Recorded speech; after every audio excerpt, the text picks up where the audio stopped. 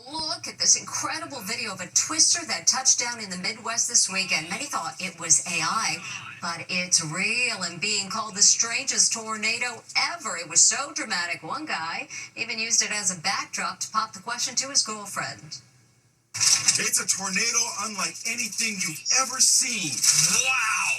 Oh my God! Even seasoned storm chasers were stunned.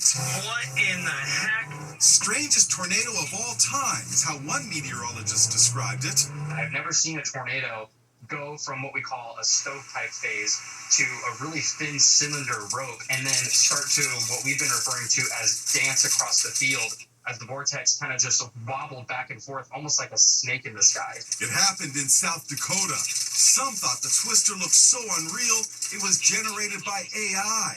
But nope, we can confirm it's the real deal. This type of tornado is typically called a rope tornado. As you can imagine, if you hold the end of a rope and let it dangle down and just sort of move it around, it'd move very similar to what we see in the tornado video. This guy thought the tornado was the perfect backdrop to pop the question to his girlfriend.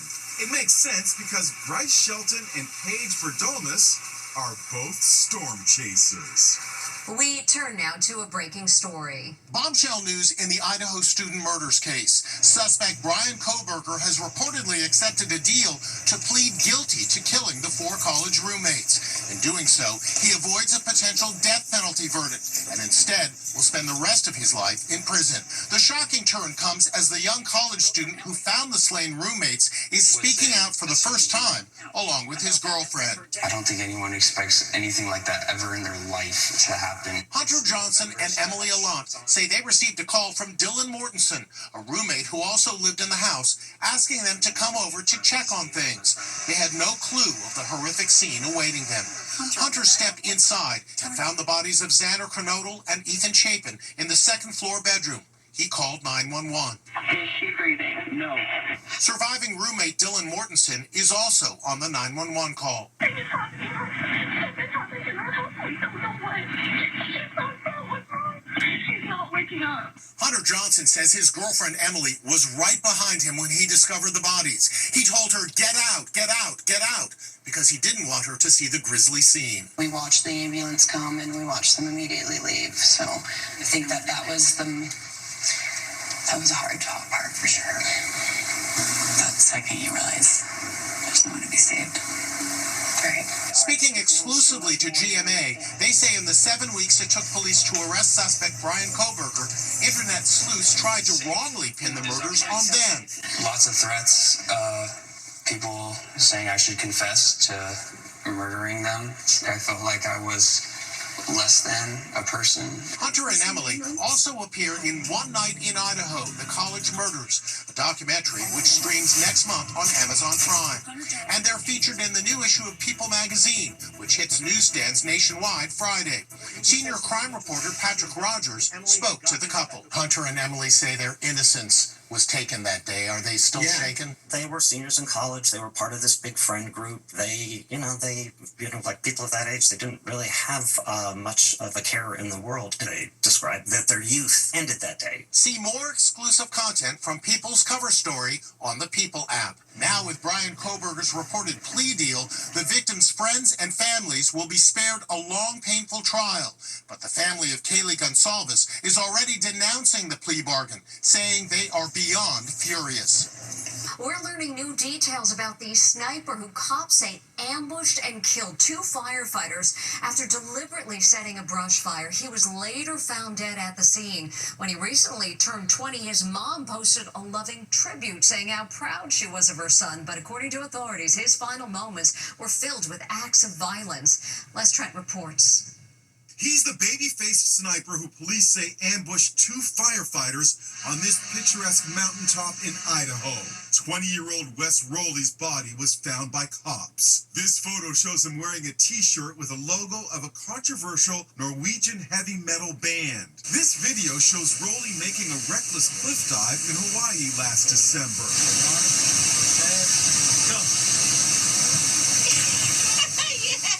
Police say Rowley started a brush fire, then opened fire on the firefighters, killing 2 and seriously wounding a 3rd. They're shot. Everybody's shot up here. Law enforcement. So immediately this fire was set intentionally to draw us in. This was a total ambush. These firefighters did not have a chance. This image from 2017 shows Rolly's mom, Heather Cucciara, with her son. Both appear to be holding assault weapons. She posted it last year with the caption, "I love this so much." Rolly celebrated his 20th birthday on May 1st. His mom posted, "I'm so proud of the young man you've become." But cops say his final hours on this mountaintop outside Coeur d'Alene, Idaho, were filled with senseless acts of violence. The sniper didn't stay in one place but kept moving around. A cell phone signal led authorities to his location, where he was found dead with several weapons lying nearby. It's not clear yet whether he was shot by cops or took his own life as they were closing in. This was the heart-wrenching scene as the bodies of the two slain firefighters were taken in a solemn procession 36 miles to Spokane, Washington.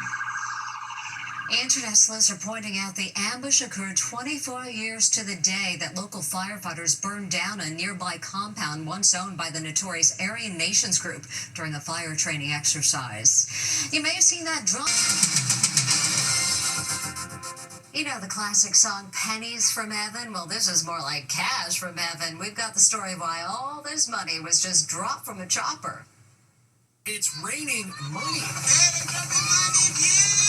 Cash falls from a helicopter onto a street in Detroit. The money drop was the last wish of a generous local resident who wanted to give back to his community. His sons say a total of $5,000 showered down from above. And it's an invasion of jet skis. 800 jet skiers race down the East River in New York City. Check out this jet car that definitely stood out. The invasion is a tradition started 8 years ago and always makes an epic sight. And talk about foul play. This guy's leaving for work when an aggressive turkey starts chasing him in his front yard on Staten Island, New York. Thinking the coast is clear, the guy opens the driver's side door, but the turkey surprises him from the other direction, and a full-on chase ensues. I never thought in my life I would be chased by a turkey, ever. Noel Colon sure has a good excuse why he's late for work. That's for sure. Noel says there's a good reason the turkey was being so aggressive. Turns out she's a mom and had 3 babies as well as more eggs nearby, so she was being super territorial. When we come back, Dad's football lesson that will have you saying, "Aww." Today, Dad's football lesson that's so cute, it's breaking the internet. Dad is teaching his little boy to play football. 1, 2, 3. Someone tell this cutie you only need 1 foot to kick a ball. We name him our MAP, Most Adorable Player. And that's Inside Edition for today. Thanks for watching. We'll see you next time.